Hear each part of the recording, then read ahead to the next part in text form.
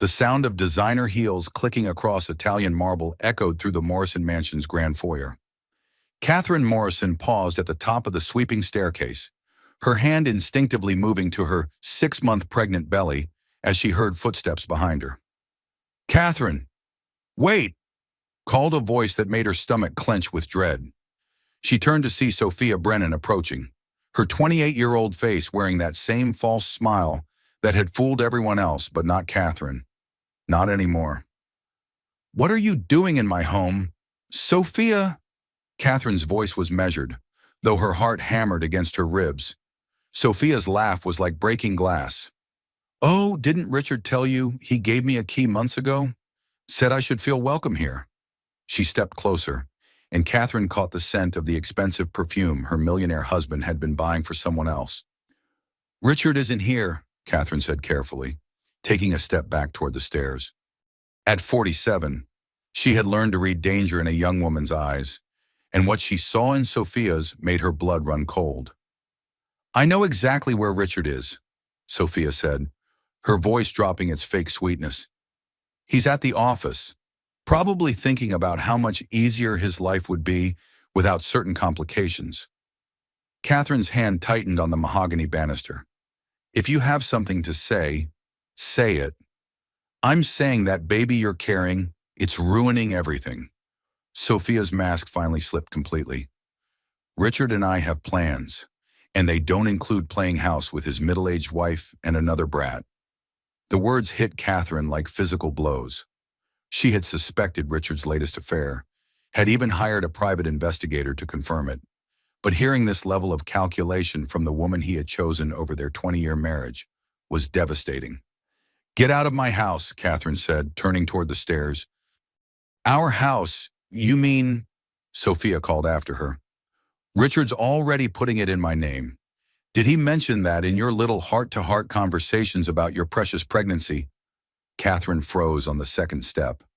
"That's impossible. This house is in both our names." "Was in both your names," Sophia corrected, moving closer. "Amazing what a wife's signature looks like when someone practices it enough times." The implication hit Catherine like a sledgehammer. Forgery, identity theft. How long had Richard been planning this? "You're lying," Catherine said, but her voice shook. "Am I?" Sophia was directly behind her now. "Check your bank accounts lately, your investment portfolios. Or have you been too busy playing perfect wife to notice your millionaire husband moving millions into offshore accounts?" Catherine gripped the banister harder, her knuckles white. "Even if that's true, it doesn't change anything. I'm having this baby, and Richard is the father. Not if you're not around to have it." The words were spoken so quietly that Catherine almost didn't hear them. She turned, and in that moment of shifting balance, Sophia's hands shot out and connected hard with Catherine's shoulders. The world tilted. Catherine felt herself falling backward, her hands grasping at empty air as gravity took hold. The marble steps rushed up to meet her, each impact sending jolts of agony through her body. She heard her own voice screaming, heard the sickening sounds of her body hitting stone, felt the terrifying loosening sensation in her belly that every pregnant woman fears. When the world finally stopped spinning, Catherine lay crumpled at the bottom of the staircase she had walked up and down thousands of times in 20 years of marriage.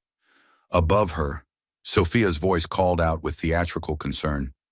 "Catherine, are you all right down there? Oh my goodness, you took such a terrible fall." Catherine tried to speak, but only a groan escaped her lips. The pain in her abdomen was overwhelming, and she could feel warmth spreading between her legs. Her baby, her precious baby. "I need help," she whispered. "Don't worry," Sophia called sweetly. "I'm calling Richard right now. He'll know exactly what to do." Through her haze of pain, Catherine heard Sophia's phone conversation with crystal clarity. "Richard, there's been an accident." Catherine fell down the stairs. "Yes, I was here visiting, just like you suggested." "No. No one else saw anything. She just lost her balance." Lost her balance. Catherine closed her eyes, understanding with horrible clarity that this was no accident.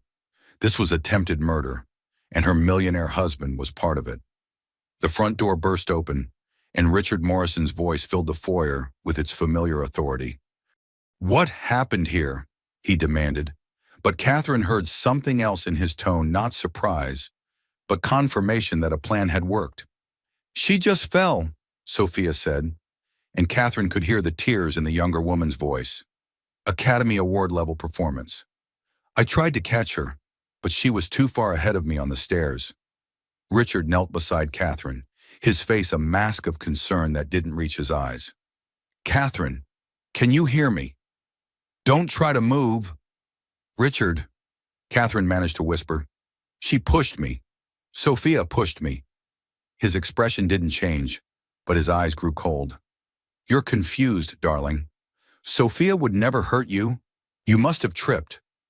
"No," Catherine said more forcefully, ignoring the shooting pains. She admitted everything.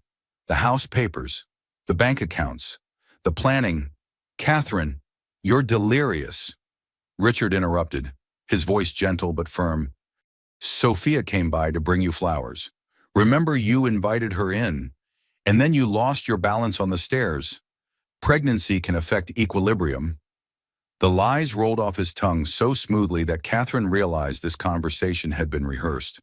Her husband of 20 years, the father of her unborn child, was gaslighting her even as she lay bleeding on their marble floor. Sirens wailed in the distance, growing closer. "The ambulance is almost here," Richard said, squeezing her hand. "Everything's going to be fine." But as Catherine looked into his eyes, she knew nothing would ever be fine again. The man she had trusted with her life, her love, and her future had just watched another woman try to murder her and their child. As the paramedics lifted her onto the stretcher, Catherine made a silent promise to herself and her unborn baby. If they survived this, she would make sure the truth came out. Her millionaire husband might think his money and influence could bury what had happened here, but Catherine Morrison was done being the weak wife who stayed silent. This was war. 3 hours later, in the sterile brightness of Mercy General Hospital, Catherine lay connected to monitors that beeped reassurance about her baby's heartbeat. The emergency room doctor had delivered the news she desperately needed to hear: both mother and baby were stable. But as morphine dulled the physical pain, the emotional agony sharpened to a razor's edge. Her mind drifted back to how it all began. 23 years ago, when she was a 24-year-old marketing coordinator, and Richard Morrison was the 31-year-old real estate developer who walked into her office like he owned the world. "Catherine Rodriguez," he had said, reading her nameplate with that devastating smile. "Beautiful name for a beautiful woman." She should have known then. Men who opened with lines like that usually had plenty of practice, but Richard had been persistent, charming, and most importantly, he had made her feel special. Within 6 months, he was telling her about his dreams of building a real estate empire, about wanting a partner who could help him reach the top of Denver's competitive market. "I don't just want a wife," he had said during his proposal at the city's most expensive restaurant. "I want a teammate, someone who believes in me as much as I believe in us." The wedding bells had rung at St. Catherine's Cathedral 2 years later, with 300 guests celebrating the union of Denver's most promising young developer and his radiant bride. Catherine had worn her grandmother's pearls and truly believed she was the luckiest woman alive. The early years had been intoxicating. Richard's Morrison Development Group grew from a small operation to one of Colorado's most successful firms. Catherine had used her marketing background to help brand the company, design their materials, even negotiate some of the early deals. She had been his true partner in every sense, but success, she learned, was a double-edged sword. The first affair happened during their 5th year of marriage. Catherine discovered it through credit card statements, romantic dinners at restaurants where she had never been, hotel charges in cities where Richard claimed to be attending business conferences alone. When she confronted him, Richard had broken down in tears. "Catherine, I'm so sorry. It meant nothing. You know you're the only woman I really love. She was just available when I was lonely on the road. It will never happen again." And Catherine, who was 29 and still believed that marriages could survive anything, with enough love and forgiveness, had believed him. The second affair happened 3 years later. This time Richard was more careful with the financial evidence. But Catherine's sister Maria had seen him with a blonde woman at a restaurant across town. "Catherine, honey, I hate to tell you this," Maria had said during one of their weekly coffee dates. "But I saw Richard last Tuesday night at Chez Laurent. He was with a woman who definitely wasn't you." "Are you sure it was him?" Catherine had asked, though her heart already knew the answer. "Positive. And Kat, they weren't discussing business. He was holding her hand across the table." That confrontation had been uglier. Richard had accused Maria of trying to break up their marriage out of jealousy, had claimed the woman was a client who was going through a difficult divorce and needed emotional support. "You're being paranoid, Catherine," he had said. "My success is making you suspicious of normal business relationships. Do you want me to stop helping clients just because some of them happen to be attractive women?" By their 10th anniversary, Catherine had stopped looking for evidence. It was easier to ignore the signs than to face the reality that her husband viewed their marriage vows as suggestions rather than commitments. The pattern was always the same. Richard would disappear into an affair for months, become distant and critical at home, then eventually either get bored or get caught and return with expensive gifts and promises to change. "I'm going through a midlife crisis," he had explained after affair number 4. "But I realize now that everything I need is right here with you. You're the foundation of everything I've built." Catherine had wanted children from the beginning, but Richard always had reasons to wait. First, the business needed to be more established. Then they needed to buy a bigger house. Then Richard needed to secure some major deals to ensure their financial future. By the time Catherine turned 40, her biological clock was screaming. She had given Richard an ultimatum: start trying for a baby now, or she was filing for divorce. "You're right," Richard had said, taking her in his arms. "I've been selfish. Let's have a family." But 2 years of trying had yielded nothing but disappointment and increasingly expensive fertility treatments. Catherine had begun to accept that motherhood might not be in her future when, at 46, she finally conceived naturally.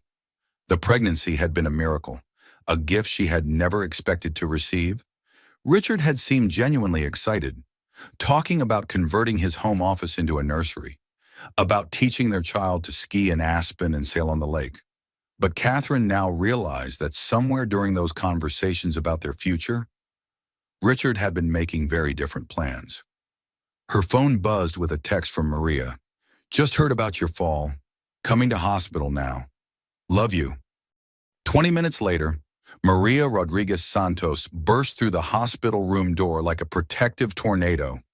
At 45, Catherine's younger sister had the same dark eyes and stubborn chin, but where Catherine had learned to smooth her edges for Richard's comfort, Maria had kept all her sharp corners intact. "What the hell happened?" "Cat," Maria demanded, pulling up a chair beside the bed.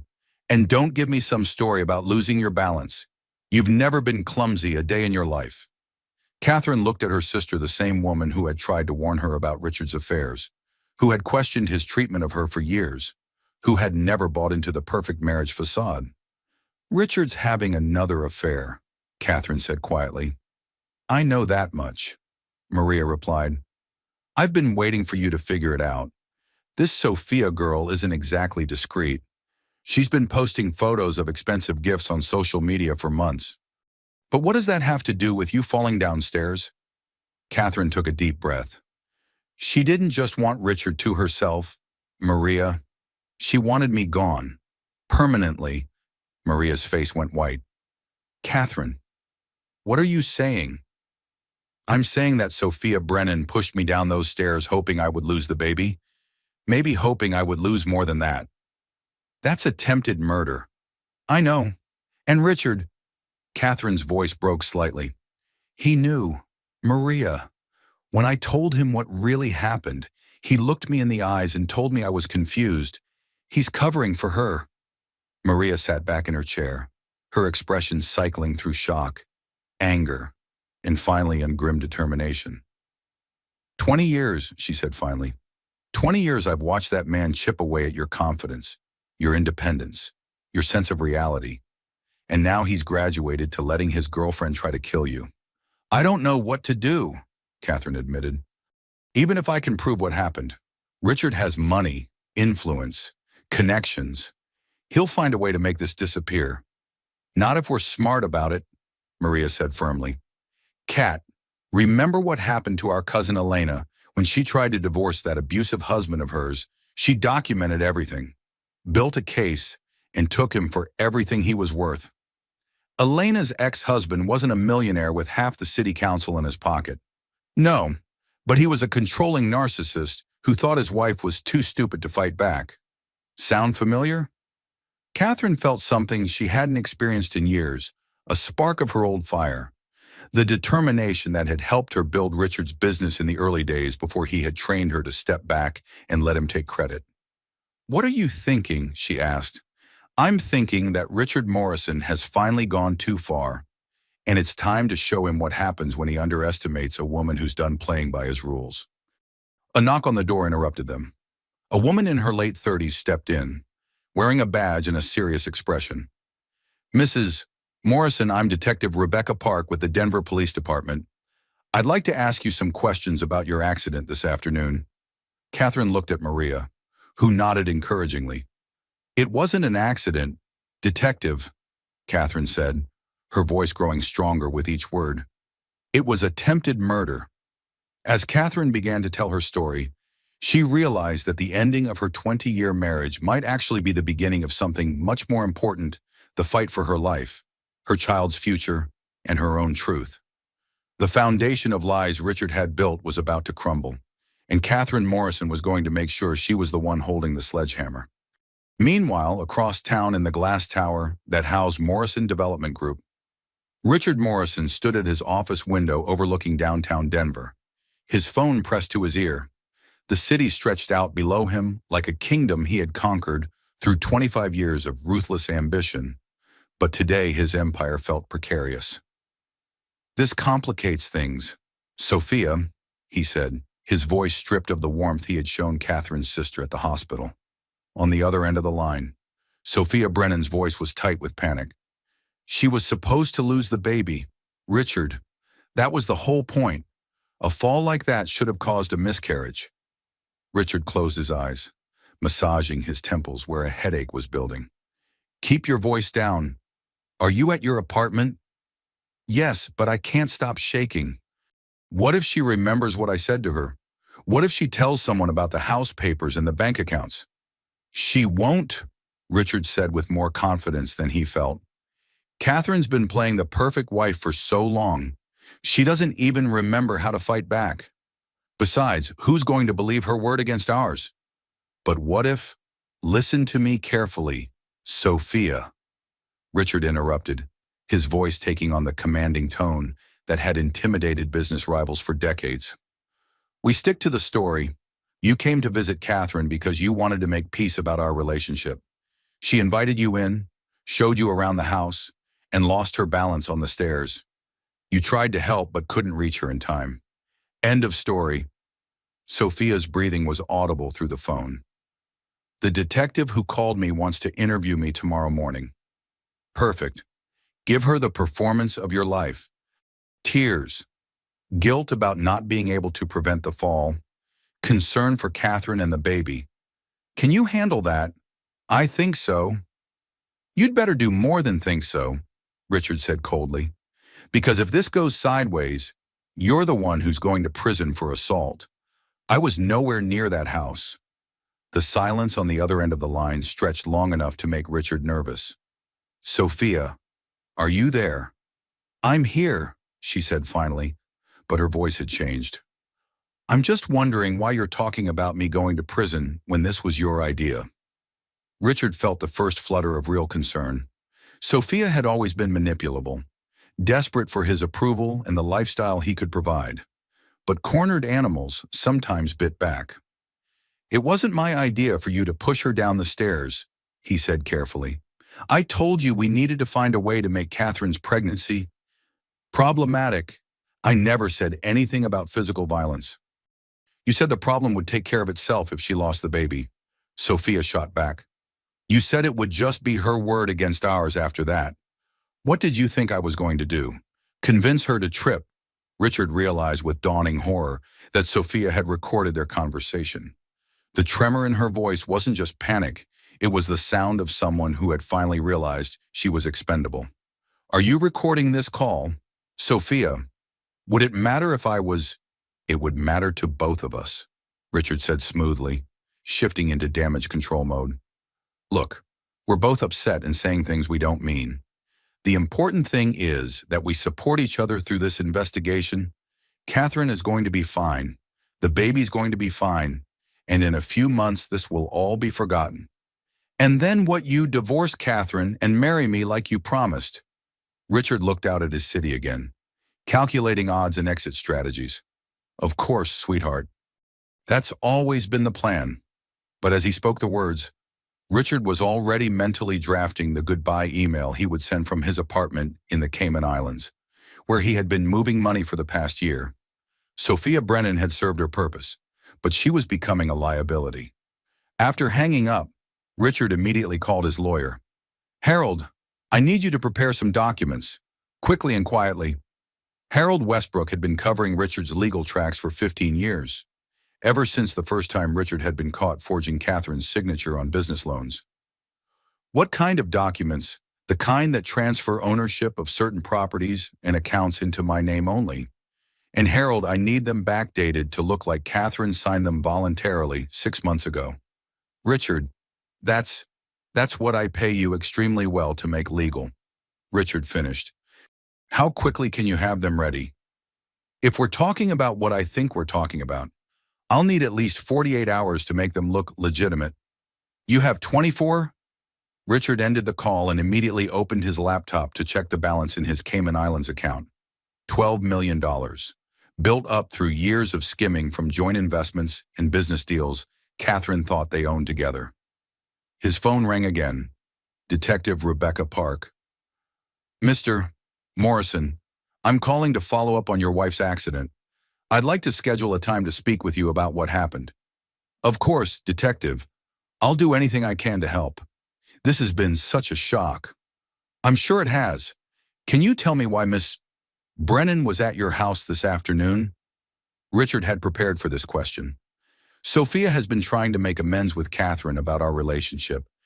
Catherine is a very forgiving woman, and she agreed to meet with Sophia to clear the air before the baby comes. And you were comfortable with your wife meeting alone with your girlfriend. The pause before girlfriend told Richard that Detective Park had already done her homework. Former girlfriend, Richard corrected.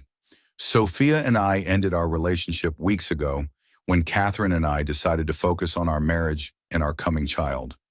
Sophia was having trouble accepting that decision, which is why Catherine agreed to speak with her directly. I see. And where were you when the accident occurred? In my office. I have security footage and witnesses who can confirm that. We'll need copies of that footage. Of course, I'll have my assistant send everything over. After Detective Park hung up, Richard called his head of security. Marcus, I need you to edit the lobby security footage from this afternoon. Remove any timestamps that show when I left the building. Sir, that's what I pay you to do without asking questions, Richard said. And Marcus, have you ever been to the Cayman Islands? I hear it's beautiful this time of year. The message was clear: loyalty would be rewarded, but disloyalty would be expensive. As the sun set over Denver, Richard Morrison felt the familiar thrill of a complex plan coming together. He had built his fortune by staying 3 steps ahead of his competitors, and this situation would be no different. Catherine might think she was ready to fight, but she had no idea what she was up against. His millionaire husband status came with resources she couldn't imagine and connections she didn't know existed. By the time this was over, Catherine would be lucky to get visiting rights to see their child. Sophia would be serving time for assault, and Richard would be starting fresh in a country with no extradition treaty. It was almost perfect. The only variable he hadn't accounted for was the possibility that Catherine Morrison might finally be done underestimating herself. The next morning, Catherine woke in her hospital bed to the sound of her phone buzzing insistently on the bedside table. Still groggy from pain medication.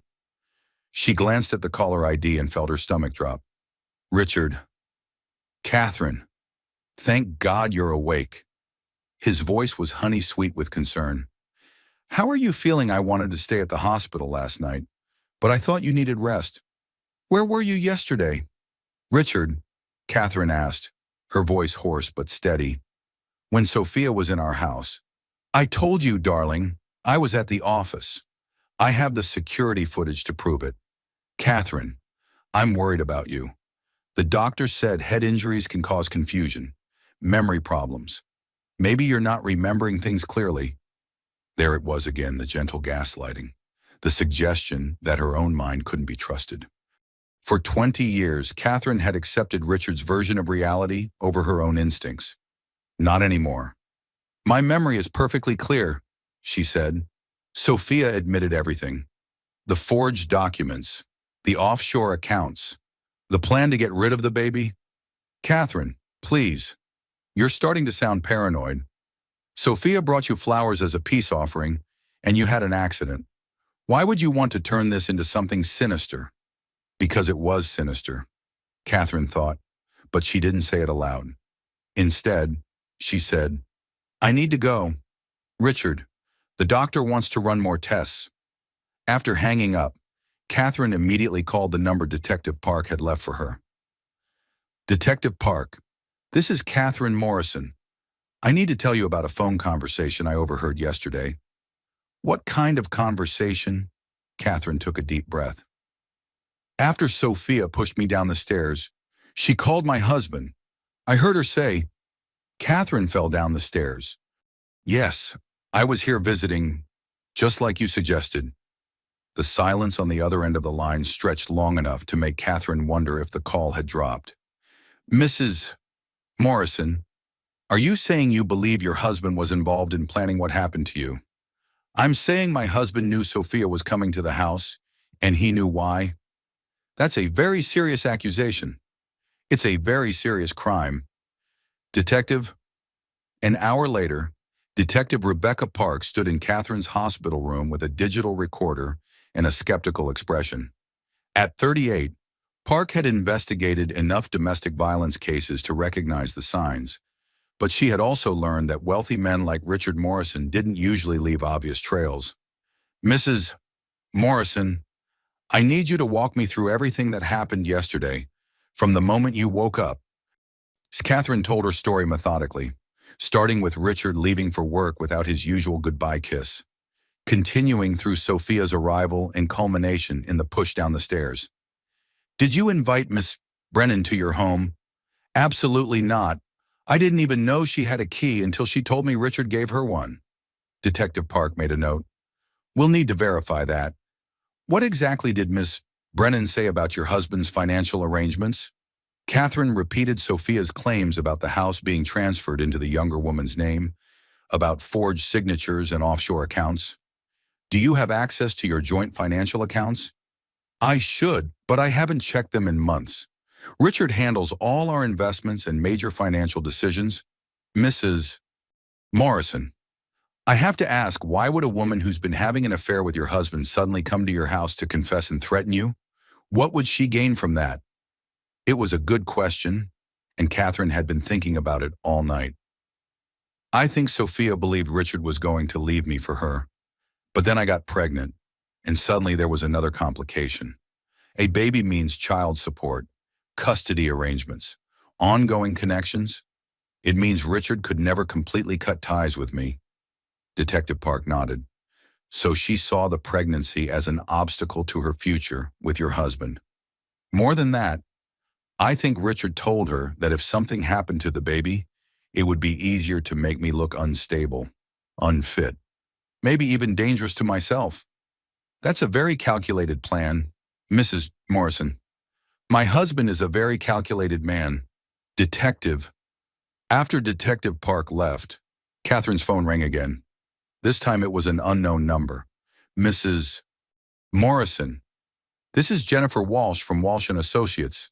I'm a divorce attorney, and I understand you might need legal representation. Catherine frowned. I didn't call any attorneys. Your sister Maria contacted me this morning. She's very concerned about your situation and thought you might benefit from some legal advice. I specialize in complex divorce cases involving significant assets and difficult circumstances. What kind of difficult circumstances? The kind where one spouse has been systematically hiding assets while planning to leave the other spouse financially and legally vulnerable? Catherine felt a chill that had nothing to do with the hospital's air conditioning. How quickly can you meet? I can be at the hospital in 30 minutes.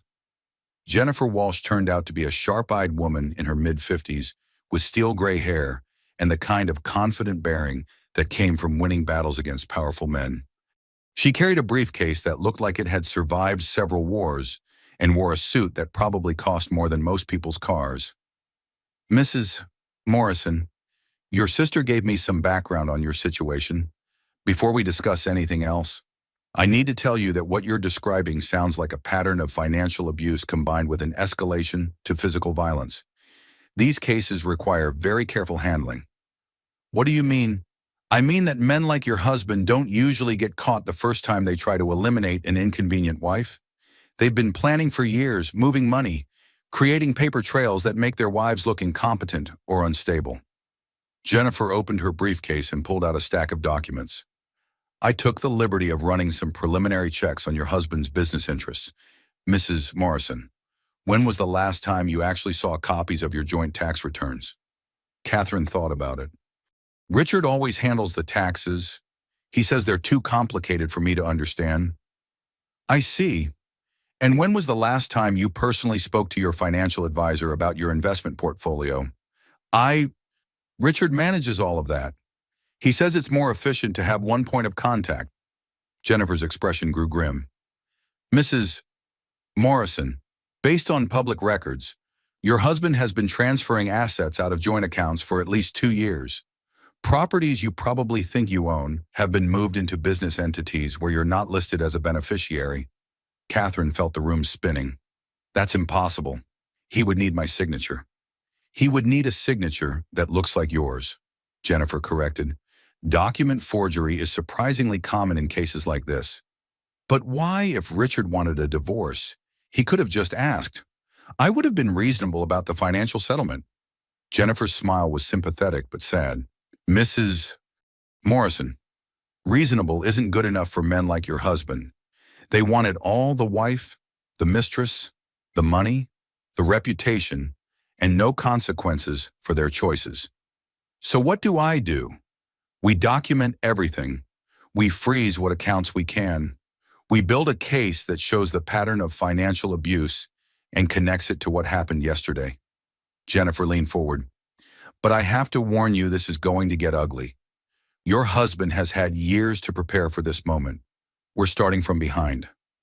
Catherine thought about Richard's confident voice on the phone that morning, his casual dismissal of her accusations, his certainty that he could control the narrative. Ms. Walsh, my husband thinks I'm too weak to fight him.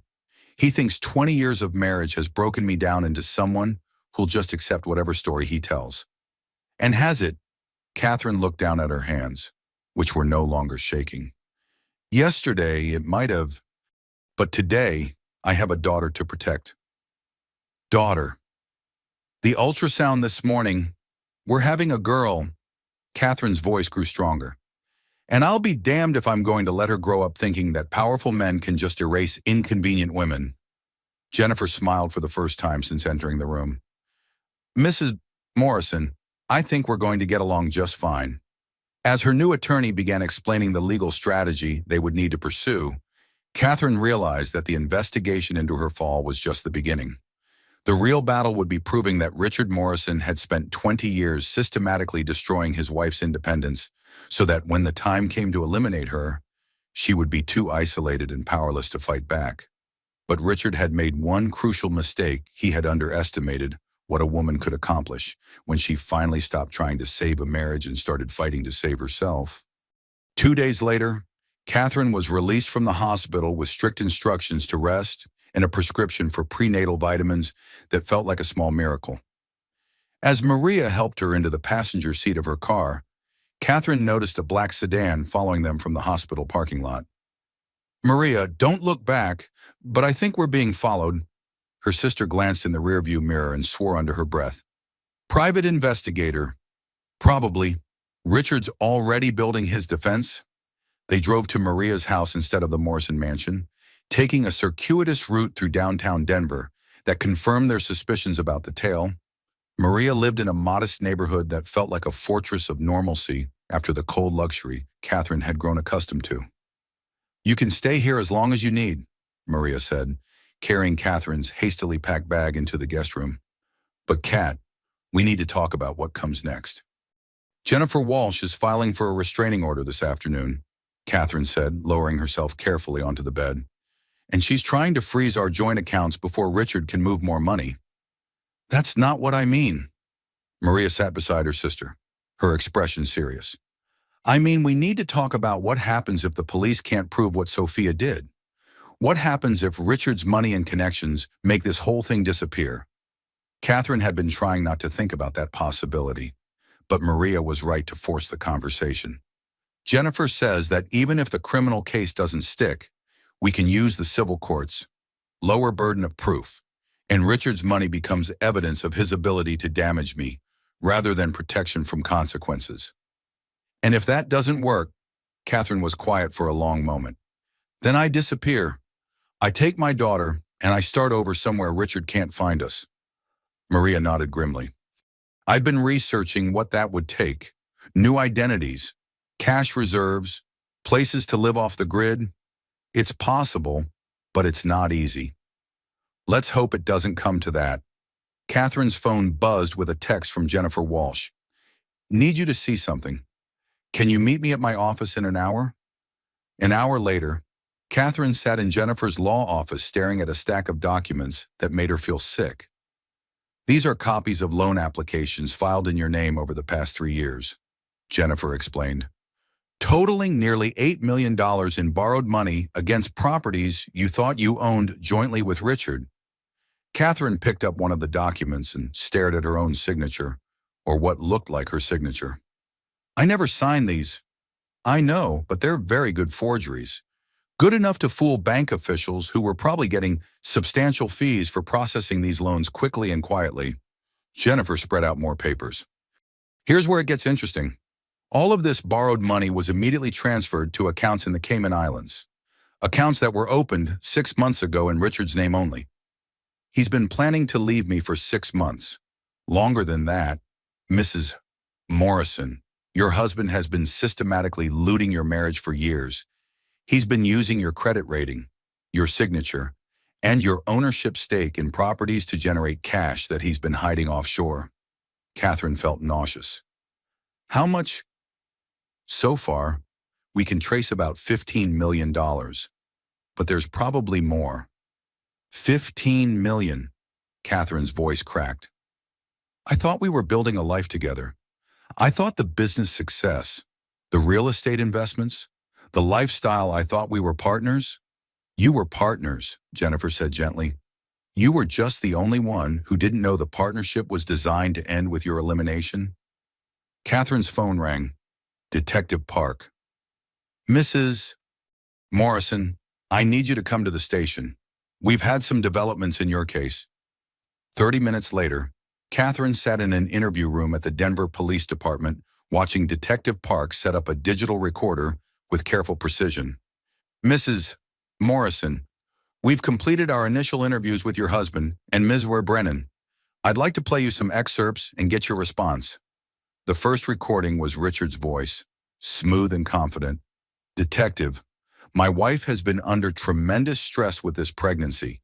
She's 47 years old, which is considered high risk, and I think the hormonal changes have been affecting her judgment. Catherine has always been prone to dramatic interpretations of normal events. Catherine felt her cheeks burn. Even in a police interview, Richard was painting her as an unstable woman whose word couldn't be trusted. The second recording was Sophia, and her performance was Oscar-worthy. I feel so guilty about what happened. I just wanted to make peace with Catherine before the baby came. Richard ended our relationship weeks ago, and I thought maybe Catherine and I could find a way to be civil for the sake of the family. When she fell, I tried to catch her, but she was too far away. I keep thinking about what I could have done differently. That's not what happened, Catherine said firmly. I know, Detective Park replied, which is why I want you to hear this. The third recording was a phone conversation, and Catherine immediately recognized both voices, Richard and Sophia, but not from their police interviews. Richard's voice: "The problem takes care of itself if she loses the baby. Then it's just her word against ours. And who's going to believe a woman who's already had one suspicious accident?" Sophia's voice: "What if she doesn't lose the baby? What if she survives and remembers what I said?" Richard: "She won't remember anything useful. Catherine's been trained for 20 years to doubt her own perceptions. By the time we're done, even she'll believe she fell by herself." Catherine's hands began to shake. "How did you get this? Ms. Brennan recorded several conversations with your husband over the past month. She gave us the recordings yesterday." "Why would she do that?" Detective Park's smile was grim. "Because she realized that your husband was setting her up to take the fall for attempted murder while he walked away clean. Ms. Brennan may be many things, but she's not stupid." Catherine felt a surge of something that might have been gratitude toward the woman who had tried to kill her. At least Sophia had finally seen Richard Morrison for what he really was. "What happens now?" "Now we arrest your husband for conspiracy to commit assault with a deadly weapon, fraud, and conspiracy to commit murder. The district attorney's office is also looking into the financial crimes your attorney has uncovered." And Sophia: "Ms. Brennan is cooperating fully with our investigation in exchange for reduced charges. She'll serve time, but probably not more than 3 to 5 years." Catherine leaned back in her chair, feeling the weight of 20 years of manipulation lifting from her shoulders. For the first time since her fall, she allowed herself to hope that justice might actually be possible. "Detective, there's something else you should know. My attorney discovered that Richard has been forging my signature on loan documents for years. He's stolen millions of dollars from our joint assets. We'll add that to the charges. Mrs. Morrison, I have to ask, do you have somewhere safe to stay? Men like your husband don't usually go quietly when their plans fall apart." Catherine thought about Richard's reaction when he was arrested, about the network of corrupt officials and business associates who owed him favors, about the $15 million in offshore accounts that could buy a lot of cooperation. "I have somewhere to go," she said. "But detective, how long do you think it will take to actually convict him? In a case this complex with this much money involved, probably 2 to 3 years if he fights it aggressively. 2 to 3 years of legal battles, of watching Richard use his wealth and influence to drag out the process, of wondering if he might find a way to eliminate the inconvenient witness who could send him to prison." As Catherine left the police station, she realized that getting Richard arrested was just the first step. Keeping him in prison long enough to pay for his crimes would be an entirely different battle. But for the first time in 20 years, Catherine Morrison felt like she was fighting with the truth on her side instead of against it. Her millionaire husband had finally pushed too far, and the woman he had spent 2 decades breaking down was about to show him what she was capable of when she stopped trying to save their marriage and started fighting to save her life. 6 weeks later, Catherine sat in the front row of courtroom 4B in the Denver County Courthouse, her hands resting protectively over her now obviously pregnant belly. The morning sickness had finally subsided, replaced by the strange energy that comes with the second trimester and the fierce determination to protect her unborn daughter. Richard Morrison entered the courtroom flanked by 2 expensive attorneys, his posture radiating the confidence of a man who had never faced real consequences for his actions. He wore a perfectly tailored navy suit and looked every inch the successful businessman rather than the accused felon he had become. Their eyes met across the courtroom, and Catherine saw something she had never seen before in her husband's face: genuine uncertainty. The man who had controlled every aspect of their marriage for 20 years was finally in a situation where his money and influence might not be enough to guarantee the outcome he wanted. Judge Patricia Hayes, a stern woman in her early 60s with a reputation for no-nonsense courtrooms, called the session to order. The State of Colorado versus Richard Morrison and Sophia Brennan, case number 2025 CR 4891. We're here today for the preliminary hearing on charges of conspiracy to commit assault, fraud, and attempted murder. Catherine felt a chill hearing the charges read aloud. Attempted murder. Someone had actually tried to kill her and her baby, and now she was sitting in a courtroom hoping that the justice system would hold them accountable. The prosecutor, David Kim, was a 41-year-old career criminal attorney with an impressive conviction rate and a personal history that included growing up in an abusive household. Jennifer Walsh had specifically requested him for Catherine's case. Your Honor, Kim began, the evidence will show that Richard Morrison and Sophia Brennan engaged in a deliberate conspiracy to cause the death of Mrs. Catherine Morrison and her unborn child. This was not a crime of passion or a momentary lapse in judgment. This was a calculated plan to commit murder for financial gain. Richard's lead attorney, Charles Whitfield, was a silver-haired man in his 60s who charged $800 an hour and had made his reputation defending wealthy clients against inconvenient wives. Your Honor, the prosecution's case is built on the desperate fantasies of a woman whose pregnancy hormones have affected her judgment and the self-serving lies of Ms. Brennan, who is trying to reduce her own sentence by implicating my client in her reckless actions. The same old story, Catherine thought. The hysterical woman whose hormones made her unreliable, whose word couldn't be trusted against a successful man's reputation. But this time, they had recordings. Prosecutor Kim played the first tape, and Richard's voice filled the courtroom. The problem takes care of itself if she loses the baby. Then it's just her word against ours. Catherine watched the jury's faces as they heard her husband casually discussing the death of his wife and child as a problem that needed to be solved. Several jurors looked physically disgusted. The second recording was even more damning. Catherine's been trained for 20 years to doubt her own perceptions. By the time we're done, even she'll believe she fell by herself. Judge Hayes's expression grew increasingly stern as the recordings played. When the audio finished, she looked directly at Richard Morrison. Mr. Morrison, do you recognize the voice on these recordings? Charles Whitfield stood quickly. Your Honor, my client will not be responding to questions at this time.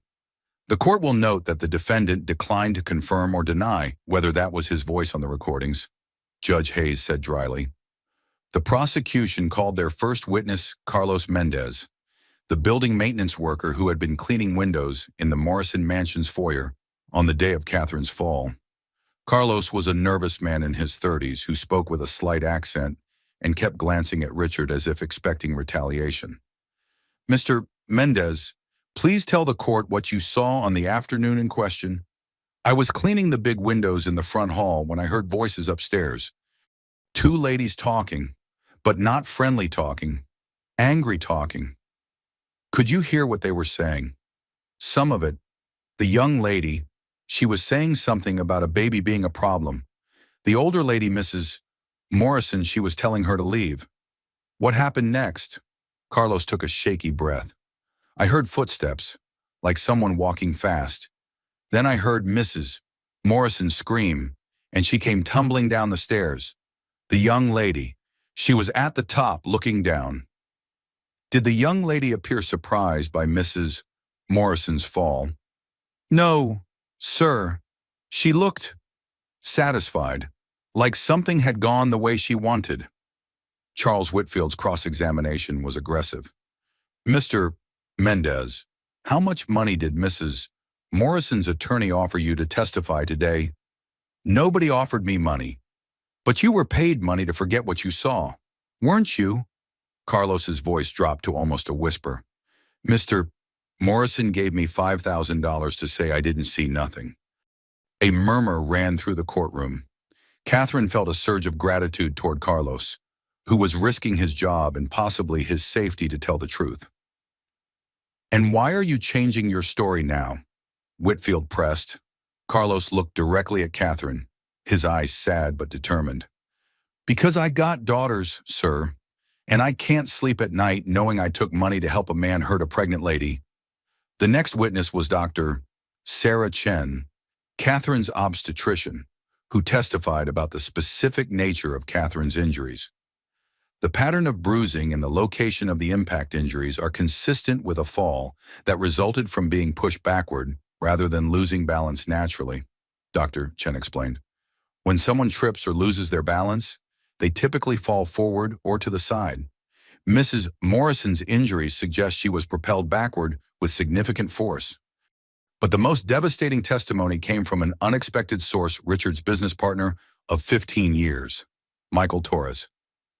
Mr. Torres, how long have you known the defendant? Richard and I started Morrison Development together in 2010. We've been partners for 15 years. During that time, did Mr. Morrison ever discuss his marriage with you? Michael Torres was a heavy-set man in his 50s who looked deeply uncomfortable being in court. Richard talked about Catherine sometimes, but not in nice ways. Can you be more specific? He called her his retirement plan, said that once he'd built up enough assets in her name, he could get rid of her and start fresh with someone younger. Catherine felt like she'd been punched in the stomach. Retirement plan. 20 years of her life reduced to a financial strategy.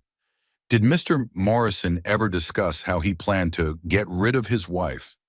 Torres looked miserable. He said accidents happen to inconvenient people all the time. Said the key was making sure you weren't anywhere near when they happened. Charles Whitfield's objection was sustained, but the damage was done. The jury had heard Richard Morrison's own business partner describe him as a man who viewed his wife's death as a business opportunity. As the day's testimony concluded, Catherine realized that her husband's greatest weakness had always been his arrogance. He had been so confident in his ability to control and manipulate that he had never bothered to hide his true nature from the people around him. Now those people were testifying against him, and his 25-year career of using and discarding people was finally catching up with him. As Catherine left the courthouse with Maria and Jennifer Walsh, she felt something she hadn't experienced in decades, the certainty that her voice was being heard, her truth was being believed, and her life finally belonged to her. The woman Richard Morrison had spent 20 years training to doubt herself was about to show him the price of underestimating someone who had finally learned to trust her own strength. The second day of Richard Morrison's preliminary hearing began with the testimony that Catherine had been dreading, the forensic accountant who would detail the full scope of her husband's financial betrayal. Margaret Chen, a precise woman in her 40s who specialized in tracking hidden assets in complex divorce cases, took the witness stand carrying 3 thick binders of documents. Ms. Chen, please tell the court your findings regarding the Morrison family's financial arrangements. Margaret Chen's voice was crisp and professional as she detailed 20 years of systematic theft. Over the course of my investigation, I discovered that Mr. Morrison has diverted approximately $18 million from joint marital assets into accounts solely under his control. Catherine felt the courtroom spinning. $18 million, more than she had ever imagined. This diversion was accomplished through several methods, Chen continued. Forged signatures on loan documents, unauthorized transfers from joint investment accounts, and the creation of shell companies where Mrs. Morrison was listed as an owner but had no actual access or control. Prosecutor Kim introduced dozens of documents as evidence, each one showing Catherine's forged signature, authorizing transactions she had never known existed. Ms. Chen, in your professional opinion, how long would this level of financial deception have taken to execute based on the complexity and the paper trail? I would estimate that Mr. Morrison began systematically moving assets out of his wife's reach approximately 5 years ago. However, the most aggressive transfers occurred within the past 18 months. What changed 18 months ago? That corresponds to when Mrs. Morrison first consulted a fertility specialist. It appears that once pregnancy became a possibility, Mr. Morrison accelerated his efforts to isolate her financially. Catherine closed her eyes, remembering the joy she had felt when they first started trying to conceive. While she had been dreaming of nurseries and baby names, Richard had been planning her financial destruction.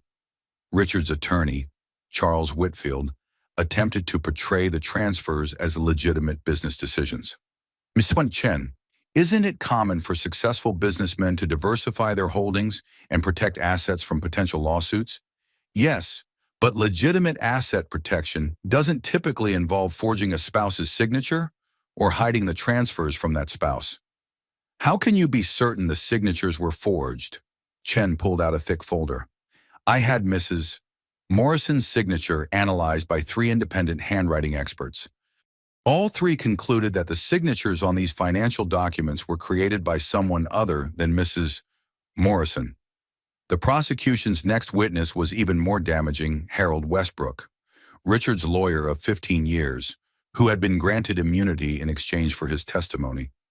Harold was a nervous man in his 60s who had clearly never expected to find himself testifying against a client. His voice shook as he described years of helping Richard create fraudulent documents. Mr. Westbrook, did Mr. Morrison ever ask you to prepare documents that required Mrs. Morrison's signature without her knowledge? Yes, multiple times over the past 5 years. And did you know these signatures were forged? Harold looked everywhere except at Richard. Richard told me Catherine had signed them at home and asked him to bring them to my office. I chose to believe him. But you suspected otherwise. The signatures were always perfect. Too perfect. When people sign documents at home, there are usually small variations. Coffee stains, slight wrinkles in the paper. These documents looked like they had been signed in a controlled environment by someone who was being very careful to replicate a signature exactly. Did you ever express these concerns to Mr. Morrison? Once, I asked him if Catherine might prefer to come to my office to sign important documents herself. He told me that Catherine suffered from anxiety about legal matters and that it was kinder to handle things without involving her directly. Catherine felt sick. Even Richard's explanations for his crimes painted her as weak and incapable. Mr. Westbrook, did there come a time when Mr. Morrison asked you to prepare documents that would transfer ownership of the family home into his name only? Yes. The day after Mrs. Morrison's fall, a collective gasp went up from the courtroom gallery. Richard had moved to steal Catherine's home while she was still in the hospital recovering from his girlfriend's attempt to murder her. What was your response to this request? Harold's voice was barely audible. I told him it would look suspicious given the timing. He said timing didn't matter because Catherine would either be too traumatized to fight or too dead to object. Charles Whitfield shot to his feet. Objection hearsay and prejudicial. I'll allow it, Judge Hayes said coldly. The witness is testifying about statements made directly to him by the defendant. The most damaging testimony came from Richard's banker, Patricia Valdez, who had processed many of the fraudulent transactions. Miss Valdez, did you ever have direct contact with Mrs. Morrison regarding these large financial transfers? No. Mr. Morrison always handled everything himself. He said his wife preferred not to be involved in financial details. Did this seem unusual to you? Patricia shifted uncomfortably. For transfers of this magnitude, we usually require both spouses to appear in person. But Mr. Morrison was a very valuable client, and he assured us that everything was properly authorized. Did he ever show you Mrs. Morrison's identification or any other verification that she had actually signed these documents? No. He said she had signed them at home and that requiring her to come to the bank would be an unnecessary inconvenience. The prosecution played recorded phone calls between Richard and various financial institutions, all using the same story: Catherine was too busy, too anxious, or too delicate to handle financial matters personally. My wife is having a difficult pregnancy, Richard's voice said on one recording. She's asked me to handle all business matters until after the baby's born. Catherine realized that Richard had been using her pregnancy, the thing she thought had brought them closer together, as an excuse to steal everything she owned. The final witness of the day was Detective Rebecca Park, who testified about Richard's attempts to obstruct the investigation. Did the defendant cooperate with your investigation? Initially, yes, but when we requested certain financial records, Mr. Morrison's attorneys filed numerous motions to block our access. They claimed the records were protected by attorney-client privilege, even though most of them were banking documents. Were you eventually able to obtain these records? Yes, through court order. And we discovered that several documents had been altered or destroyed between the time we first requested them and when we received them. What kind of alterations? Computer records showing the dates when transfers were authorized had been changed. Email correspondence between Mr. Morrison and his associates had been deleted, and several hard copy documents had been shredded. As Detective Park's testimony concluded, Catherine looked across the courtroom at Richard, who was whispering urgently with his attorneys. For the first time since she had known him, Richard Morrison looked like a man who was losing control. His carefully constructed empire of lies was crumbling, and all the money and influence in the world couldn't change the fact that he had left a trail of evidence documenting 20 years of fraud and abuse. As court adjourned for the day, Jennifer Walsh squeezed Catherine's hand. "How are you holding up? I keep thinking about all the times I asked Richard about our finances and he told me not to worry about it." Catherine said, "All the times I signed papers without reading them because I trusted him. I feel so stupid." "You weren't stupid," Jennifer said firmly. "You were systematically isolated and manipulated by someone who spent decades perfecting his technique. The fact that you're sitting here fighting back proves you're stronger than he ever gave you credit for." As Catherine left the courthouse, she realized that exposing Richard's financial crimes was about more than recovering stolen money. It was about proving that she had never been the helpless, incompetent woman he had trained everyone to see. Tomorrow, the prosecution would present evidence about the conspiracy to commit murder, but today had established something equally important. Catherine Morrison was not a victim who could be easily dismissed. She was a woman who had survived 20 years of financial abuse and was now ready to take back everything that had been stolen from her. The third day of Richard Morrison's preliminary hearing began with an unexpected disruption. As Catherine took her seat in the front row, she noticed a woman in her late 50s sitting in the back of the courtroom, staring intently at Richard. The woman looked familiar, but Catherine couldn't place her. Judge Hayes had barely called the court to order when the woman stood up. "Your Honor, I need to speak." Charles Whitfield immediately objected. "This person is not on any witness list." "Your Honor," Prosecutor Kim said, looking as surprised as everyone else. "We need a moment to confer." Judge Hayes called a 15-minute recess, during which Catherine watched Kim speak intensely with the unknown woman. When court reconvened, Kim addressed the judge. "Your Honor, the prosecution would like to call Patricia Morrison as a witness." Catherine's blood went cold. Patricia Morrison, Richard's first wife, the woman he claimed had died in a car accident 15 years ago. Richard shot to his feet. "That's impossible. Patricia is dead." "Mr. Morrison, sit down," Judge Hayes ordered sharply. "Miss Morrison, please approach the bench." As the woman walked forward, Catherine could see the family resemblance, the same dark hair, the same sharp cheekbones, the same way of holding her shoulders that she had noticed in old photographs Richard kept hidden in his desk drawer. Patricia Morrison took the witness stand with shaking hands but a determined expression. "Ms. Morrison, please state your relationship to the defendant." "Richard Morrison was my husband from 1998 to 2010. We divorced after 12 years of marriage." "Ms. Morrison, are you aware that the defendant has been telling people you were deceased?" Patricia's laugh was bitter. "I'm not surprised.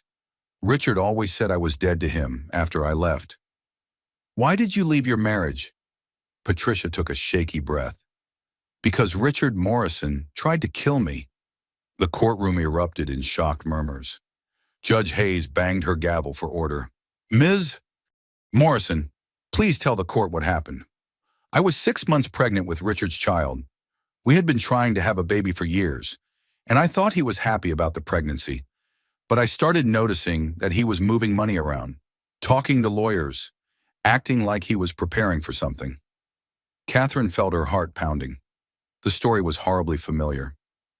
"One evening, Richard and I had an argument about some documents he wanted me to sign, financial papers that would have given him control of my inheritance from my parents. When I refused to sign them, He became furious. What happened next? He pushed me down a flight of stairs in our house. I fell from the second floor to the first floor landing, and I lost the baby. Catherine gasped audibly. The parallel was perfect right down to the pregnancy, the financial documents, and the push down the stairs. What did you do after this incident? I was hospitalized for a week with a broken collarbone and internal injuries. When I got out, Richard had already told everyone that I had fallen by accident due to pregnancy clumsiness, but I knew it wasn't an accident. Did you report this to the police? Patricia's voice grew bitter. I tried, but Richard had witnesses who said they saw me trip. He had security footage that had been edited to make it look like I lost my balance. And he had me painted as an unstable woman whose pregnancy hormones were making her paranoid. Catherine felt sick with recognition. The same playbook, used 25 years apart. So what did you do? I ran. I took what money I could access, changed my name, and disappeared. I've been living in Oregon for the past 15 years under the name Patricia Chen. Why didn't you pursue criminal charges or a divorce settlement? Because Richard told me that if I ever came forward, he would have me killed and make it look like suicide. He said he had connections who could make inconvenient people disappear permanently. Patricia looked directly at Richard for the first time since taking the stand.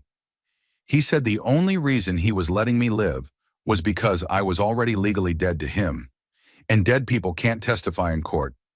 Charles Whitfield's cross-examination was brutal. Ms. Morrison, or should I say Ms. Chen, you disappeared for 15 years, never contacted your family, never attempted to claim any marital assets, and now you're conveniently appearing just when my client faces serious charges. Isn't it possible you're seeking revenge for an unhappy marriage? I'm seeking justice for attempted murder, Patricia replied steadily. And I'm trying to prevent Richard from doing to Catherine what he did to me. You claim my client pushed you downstairs, but you have no evidence of this alleged incident. Patricia reached into her purse and pulled out a small digital recorder. Actually, I do. The courtroom fell silent as Patricia activated the device. Richard's voice, 25 years younger, but unmistakably his, filled the room. You stupid bitch. You think you can defy me? You think your daddy's money makes you independent? I'll show you what happens to wives who don't know their place. The recording continued with sounds of a struggle, Patricia's scream, and then Richard's voice again. Oops! Looks like the pregnant lady had an accident. Good thing I wasn't here to see it. Catherine felt tears streaming down her face. Richard had been planning and executing the murder of inconvenient wives for decades. Ms. Morrison, why did you keep this recording for 25 years? Because I knew someday he would try to kill another woman, and when he did, I wanted to make sure there was evidence to stop him. Judge Hayes called a recess, during which Catherine sat in stunned silence. Jennifer Walsh put a comforting hand on her shoulder. Catherine, this changes everything. With Patricia's testimony, we can show a pattern of behavior spanning decades. Richard can't claim this was a momentary lapse in judgment or a misunderstanding. When court reconvened, Prosecutor Kim called one final witness, Sophia Brennan. Sophia looked like she had aged years in the weeks since Catherine's fall. Her confidence was gone, replaced by the hollow expression of someone who had finally realized the full extent of what she had been part of. Miss Brennan, please tell the court about your relationship with the defendant. Richard and I had been having an affair for 8 months. He told me he was unhappy in his marriage and wanted to be with me, but his wife was holding him back financially. Did Mr. Morrison ever discuss what would happen to his wife? Sophia's voice was barely audible. He said Catherine was a problem that needed to be solved permanently. He said if she had an accident during her pregnancy, he would inherit everything and we could start fresh together. Did Mr. Morrison suggest how this accident might occur? He said pregnant women fall downstairs all the time. He said it would be tragic but not suspicious, especially if Catherine had a history of being clumsy or unstable. Did you agree to cause such an accident? Sophia broke down completely. He told me it was the only way we could be together. He said Catherine would never let him go otherwise, and that she was using the pregnancy to trap him financially. Ms. Brennan, do you understand that you were manipulated into attempting murder? I understand that Richard Morrison is a monster who convinced me to become one too. As Sophia's testimony concluded, Catherine looked across the courtroom at Richard one final time. His face was gray, his confident posture collapsed. For the first time in their 20-year marriage, Richard Morrison looked like what he truly was, a predator who had finally been cornered by his own victims. Judge Hayes banged her gavel. Based on the evidence presented, I am binding over both defendants for trial on all charges. Mr. Morrison, you are remanded to custody without bail as a flight risk and a danger to witnesses. As sheriff's deputies placed handcuffs on Richard Morrison, Catherine felt 20 years of fear and self-doubt lifting from her shoulders. The man who had spent decades convincing her that she was weak, stupid, and worthless was being led away in chains. The woman he had tried to destroy was still standing, and she was just getting started. 4 months later, Catherine Morrison sat in the same courtroom, her 8-month pregnant belly making the wooden bench uncomfortable, but her spirit stronger than it had ever been. The trial of Richard Morrison and Sophia Brennan had captivated Denver's media for weeks, with headlines calling it the Millionaire murder plot and the staircase conspiracy. Catherine had testified for 3 days, telling her story with a clear voice and unshakable resolve. She had looked Richard in the eyes as she described 20 years of manipulation, financial abuse, and finally the attempted murder that had opened her eyes to the truth about the man she had married. Richard's defense team had tried everything, claiming Catherine was mentally unstable due to pregnancy hormones, suggesting she had fallen accidentally and constructed an elaborate conspiracy theory to explain her injuries, even arguing that Sophia had acted alone without Richard's knowledge or involvement. But Patricia Morrison's testimony had destroyed their case. The jury heard 2 women, 25 years apart, describing identical patterns of abuse, identical methods of financial theft, and identical attempts at murder. The recordings Patricia had preserved proved that Richard Morrison was not a man who had made one terrible mistake, but a calculating predator who had been perfecting his technique for decades. The forensic evidence was overwhelming.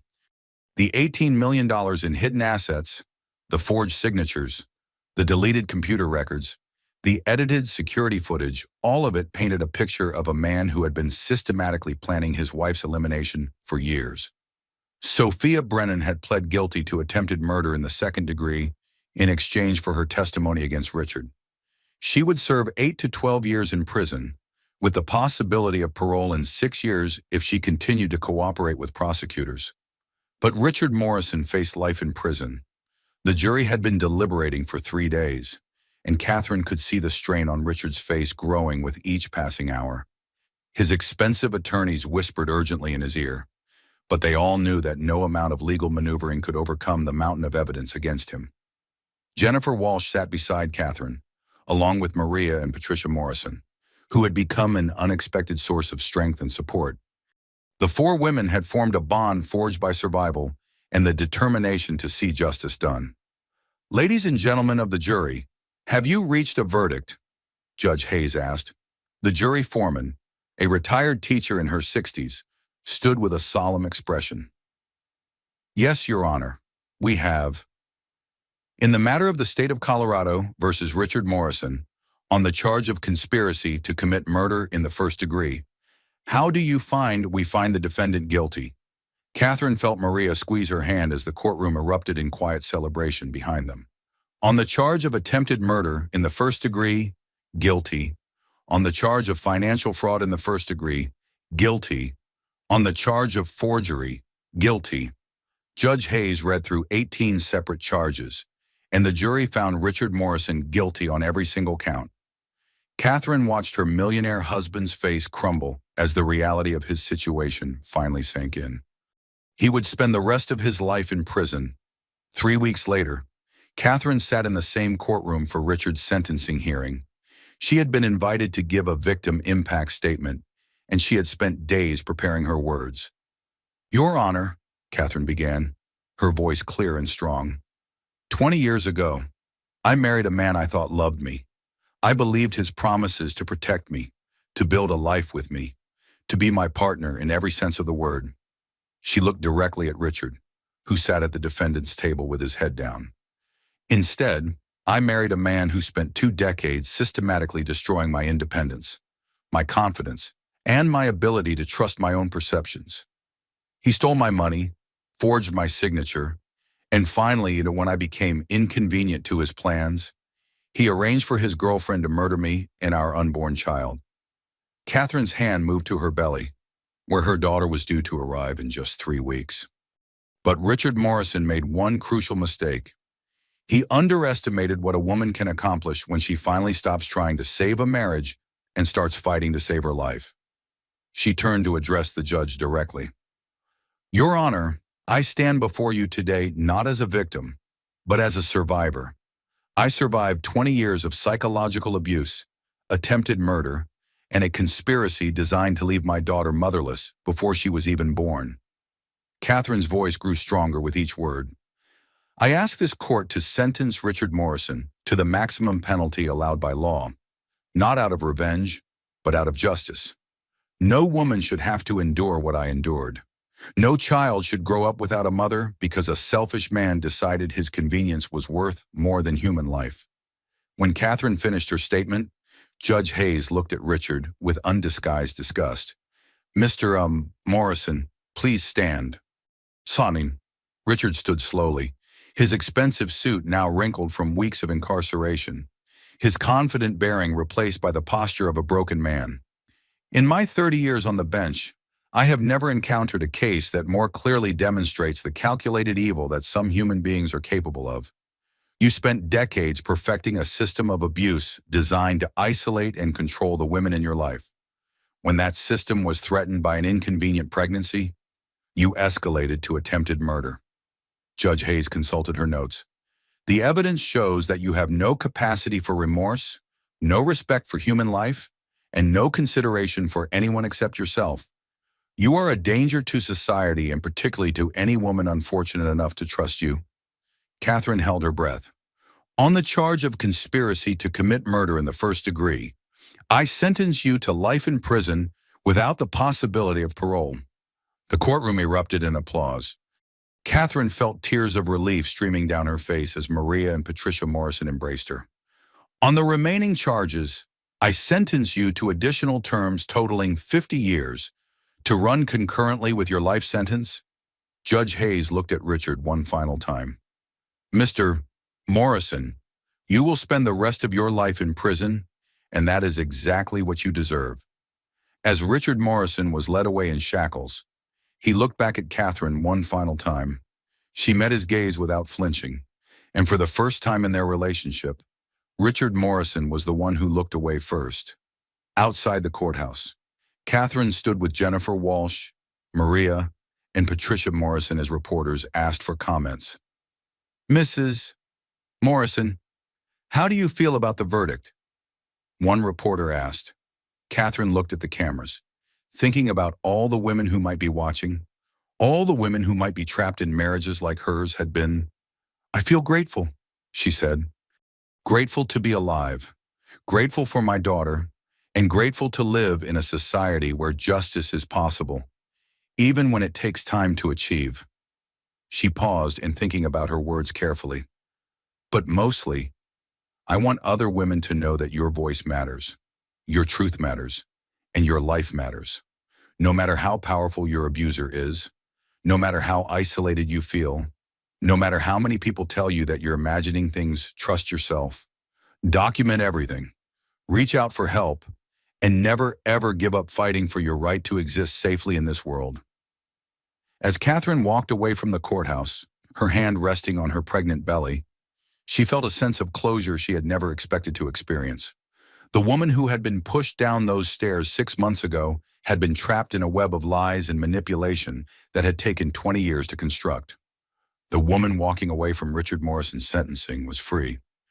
3 weeks later, Catherine Morrison held her daughter for the first time in the quiet sanctuary of her hospital room. Hope Catherine Morrison, she had chosen to keep her married name as a reminder of her own strength rather than a symbol of her oppression, weighed 7 pounds. 4 ounces, and had her mother's dark hair and determined chin. "Hello, little one," Catherine whispered, stroking her daughter's tiny hand. "We made it through together." Maria sat in the chair beside the hospital bed, tears streaming down her face. "She's perfect, Kat. Absolutely perfect."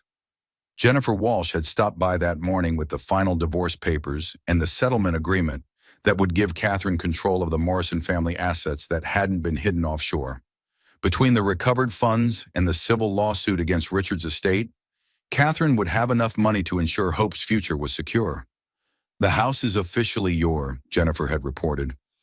"Along with the legitimate business assets that Richard couldn't hide, you're looking at approximately $4 million in recovered assets, plus the ongoing civil suits against the banks that processed the forged documents." But more important than the money was the knowledge that Hope would grow up knowing her mother was a woman who had fought for justice and won. Dr. Sarah Chen stopped by during visiting hours to check on both mother and baby. "Everything looks perfect," she said, examining Hope with gentle hands. "No lasting effects from the trauma you experienced during pregnancy. She's a strong little girl, just like her mother." Patricia Morrison, who had insisted Catherine call her Aunt Pat, visited that afternoon, bringing a handmade baby blanket and 25 years of wisdom about surviving Richard Morrison. "You know what the most amazing thing about this is?" Patricia asked, holding Hope while Catherine rested. "What's that?" "Richard spent decades convincing women that we were weak, that we needed him to take care of us, that we couldn't survive without his protection and control. But look at us now. You're a millionaire in your own right. I've built a successful life under my own name, and this little girl is going to grow up knowing that women are strong enough to protect themselves and each other." Catherine smiled, thinking about the support network that had formed around her during the trial. Maria, who had taken leave from her job to help Catherine through the legal proceedings. Jennifer Walsh, who had worked pro bono on much of the case because she believed in the importance of stopping financial abusers. Detective Rebecca Park, who had gone above and beyond to ensure every piece of evidence was properly documented. Even Sophia Brennan had written Catherine a letter from prison, apologizing for her role in Richard's scheme and expressing gratitude that Catherine had survived to expose the truth. "Mrs. Morrison," a nurse appeared in the doorway. "There's a reporter from Channel 7 asking if you'd be willing to do an interview about domestic financial abuse. She says she's been following your case and wants to do a story about warning signs that other women should watch for." Catherine looked down at Hope, who was sleeping peacefully in her arms. "Tell her yes," Catherine said. "But the interview happens here, with my daughter present. I want other women to see that survival is possible, that you can rebuild your life, and that there is happiness after abuse." 2 days later, Catherine sat in her hospital room, wearing a soft blue dress that accommodated nursing, holding Hope while Channel 7's investigative reporter set up her camera equipment. "Mrs. Morrison, what would you want to say to women who might be in situations similar to what you experienced?" Catherine looked directly into the camera, thinking about her 47-year-old self who had spent so many years accepting Richard's version of reality over her own instincts. "I would tell them that financial abuse is real abuse, even when there are no physical bruises. If your partner controls all the money, if you don't have access to bank account information, if you're not allowed to work or make financial decisions, if you have to ask permission to spend money on basic necessities, those are warning signs." She shifted Hope to a more comfortable position. "But more than that, I would tell them to trust their instincts. If something feels wrong, it probably is wrong. If you feel isolated, controlled, or afraid, those feelings are valid. And if someone is telling you that your perceptions can't be trusted, that's probably the clearest sign of all that you need to get help." What resources would you recommend for women in these situations? Document everything.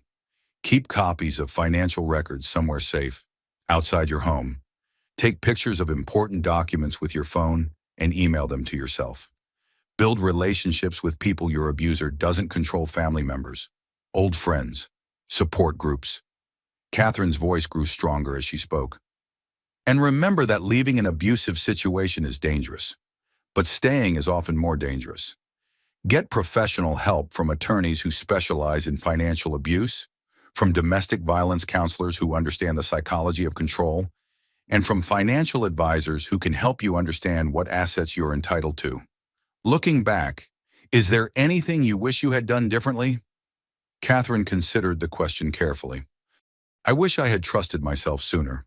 I wish I had asked more questions about our finances, insisted on being included in major decisions, and refused to sign documents I didn't fully understand.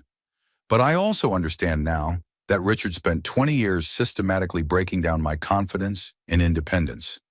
Healing from that kind of manipulation takes time. She looked down at Hope, who was beginning to stir. But I don't regret the path that led me here, because it led me to her. My daughter is going to grow up knowing that women are capable of surviving anything, fighting for justice, and building new lives from the ashes of old ones. What's next for you and Hope?